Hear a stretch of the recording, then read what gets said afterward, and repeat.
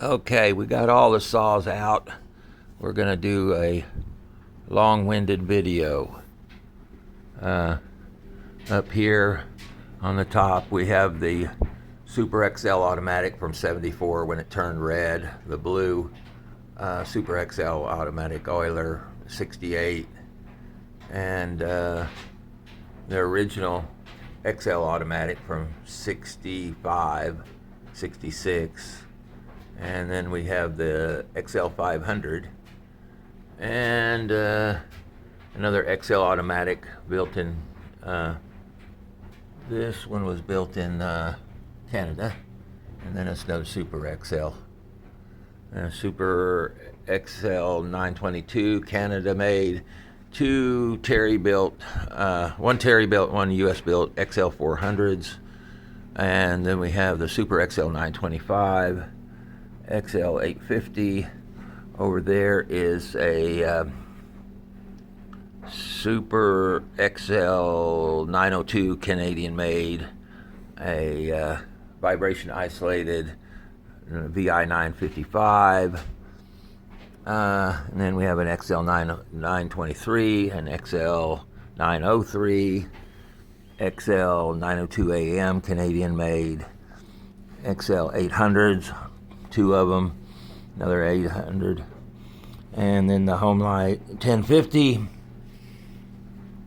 and the Super XP 1130 automatic, XP 20 automatic, and then we have our red, green, white saws, the XL automatic, XL 500, and another XL 500, which was made in Canada, and it has the heat shield on it, all with Homelite bars.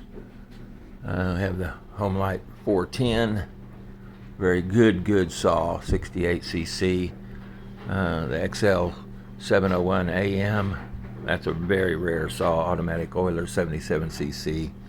And we have the Super XL 67 Canadian made celebration saw, only made 1 year in '67. It's my only manual oiler saw.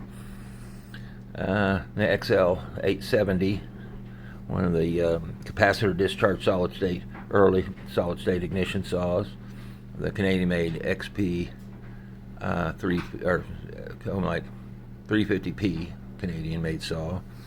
Very rare Homelite Super XL AM, really rare saw. Oh, I do have another manual oiler. Here we have an XL 901. Yeah, it's an XL 901. And then I have the big red down here, and an XL 102.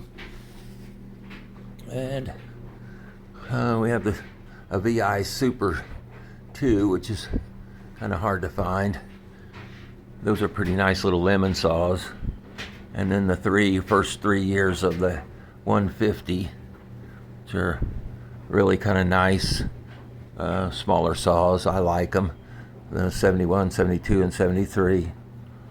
We have the VI 123 right here, and the VI Super Mini, and then another Super Mini SL, which is VI, and also another VI Super Mini over here, all three of them different UT numbers. We have the XL 130, the Super XL 130, and the VI 130, along with the XL 76. Down here we have the XL 114, the XL 104, XL 103, and another XL 104.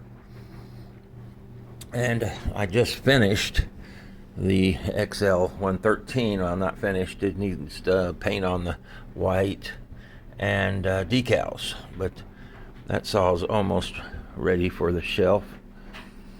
And then down at the bottom we have the Super Easy Easy Automatic, Super Easy Automatic, and the 2-year Easy 250s. This is the big boys. We have the VI 922 and the VI 944, followed by the Homelite 450, the Homelite 550, and the Homelite 750 with the original bar on it. The Homelite 2000, the Homelite 1020 Super XP 1020 automatic, and the XP 1130 gear drive. Those are the big boys. And I guess we have a big boy here with the Super 2100 automatic that has the 7/8 inch clutch. You can tell the 7/8 clutch by this clutch cover. It's massive. That's about 114 cc, and behind it is my little XL 123. So that's the table of the big saws and most of the restored saws right here that I have. Some of these aren't restored. A couple of them I got just the way they are, and the rest of them I did restore. The Homelite 410 up here I didn't restore. It was in real good shape. I think it's an 82. But I have 3 XL 500s, 2 of the XL automatics, and 2 of the Super or the XL 102s. That's a really great saw, that 102 automatic. I love automatic oilers. I don't need to push a button. I can push a button if I need extra. But these big cube saws, like these 1020s and 1130s automatics, are just enormous amount of power. And especially some of the ones with the gear drive, they're just enormous amount of power on them. I had tried thinking about mating a 114 cc 2100 with a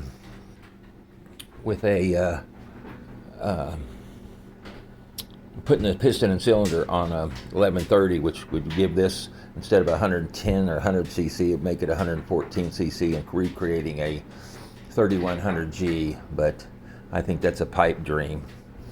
Well, it is for now. Might be a little bit better okay later on, but we'll see. But that's the whole collection. Hope the video came out decently.